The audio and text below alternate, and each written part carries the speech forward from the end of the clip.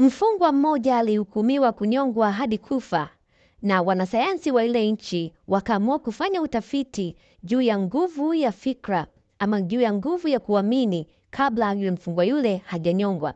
Ndipo wakamweka kwenye chumba kimoja na kumuonyesha joka moja kubwa linalotisha na kumwambia kwamba hili joka ndio litakwenda kukuuma na utakwenda kufa kutokana na sumu ya hili joka.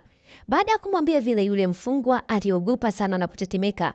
Kisha wakachukua kitambaa cheusi na kumfunga machoni na kumwambia sasa unakwenda kung'atwa na huyu nyoka. Wakachukua sindano wakamchoma kwenye mguu kama kana kwamba ndio ameng'atwa na nyoka. Basi akajua tayari ameng'atwa na nyoka, lakini hakuwa ameng'atwa na nyoka. Ni kisindano tu alikichoma kwenye mguu. Akaanza kutetemeka.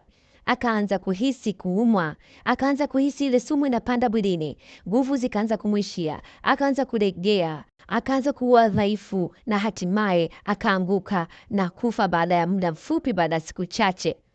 Wakathibitisha kwamba kumbe fikra za mwanadamu zina nguvu.